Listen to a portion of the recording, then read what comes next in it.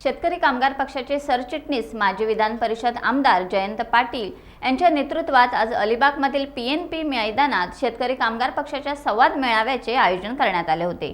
यावेळी कार्यकर्त्यांना जयंत पाटील यांनी आगामी स्थानिक स्वराज्य संस्थांच्या पार्श्वभूमीवर मार्गदर्शन केले। यावेळी रायगड जिल्ह्याच्या राज्य महिला आघाडी प्रमुख मानसी म्हात्रे, माजी आमदार बाळाराम पाटील, रायगड जिल्हा महिला आघाडी प्रमुख चित्रलेखा पाटील, जिल्हा चिटणीस सुरेश खैरे, अतुल म्हात्रे यांसह अन्य मान्यवर उपस्थित होते। या मार्गदर्शन संवाद मेळाव्यात जयंत पाटील यांनी शेकाप सोडून गेलेल्यांना खडेबोल सुनावले। विरोधकांचा खरपूस समाचार घेत त्यांच्यावर टीकास्त्र सोडले। आपण इंडिया आघाडी बरोबर इंडिया आघाडीची मीटिंग होईल तर मी मांडणार आहे। सोनिया गांधींबरोबर, यांच्याबरोबर, राहुल गांधींबरोबर आणि जे कम्युनिस्ट पक्षाचे आमचे नेते आहेत, सीताराम येचुरी विचार केले, यांच्याबरोबर आपल्या चुका काय झाल्या त्या बघितल्या पाहिजे।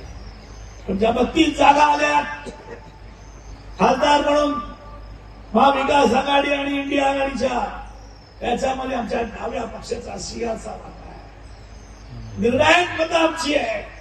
मालेगावला आपण 3000 मतांनी सीट आली, तिथे 1 ते 1.5 लाख मतं दुसऱ्या कम्युनिस्ट पक्षाची आहे। 10 ते 15,000 मतं आपली आहे। पंढरपूरची जागा आपल्यामुळे आली, आपली मतं जाईल तिथे 2 लाख आणि सीट आली 40,000 ही चर्चा करा तुम्ही। नंतर सोलापूरची जागा आडम मास्तर यांची स्वतःची जागा मतं आहेत कम्युनिस्ट पक्षाची, सीट आली फक्त 30,000 आली। या अशा 17 जागा ज्या आहेत त्या आपल्या डाव्या पक्षांमुळे आल्या, प्रादेशिक आघाडीमुळे आल्या आणि याच्यामध्ये विधानसभेच्या वेळेला ते तत्व पाळलं गेलं नाही। आणि त्या दृष्टिकोनातून मी त्यांच्या जागेवर असतो आपण फक्त 15 जागा मागितल्या, 15 जागा फक्त मागितल्या, आम्ही अतिरेक केला नाही। आता म्हणतात चूक झाली। आता तुझे भेटला मला विरोधी पक्षनेता, माझ्या ऑफिसच्याच वरती राहत होतो, तर तो मला भेटला। मी आणि राजू शेट्टींचे काम होतं म्हणून मी सकाळी गेलो। राजू शेट्टी आमची मिटिंग झाल्यानंतर 2 जण खाली उतरलो। जयंत पाटील माफ करा, आमच्याकडनं चुका झाल्या।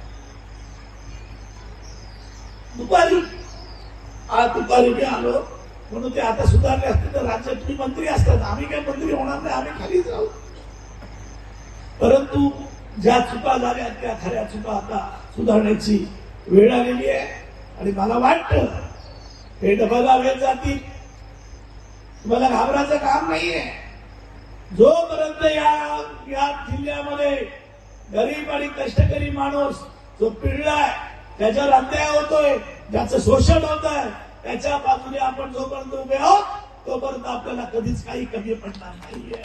आणि म्हणून उद्या आपण जो जिल्ह्याची सांगता या संवाद मेळाव्याची आपण करू, त्यावेळेला सगळे नवीन पदाधिकारी असतील आणि त्याच्यामध्ये मानसी म्हात्रेच्या म्हणण्याप्रमाणे 50% हिस्सा पक्ष संघटनेमध्ये महिलाला द्या म्हणून मागणी आहे।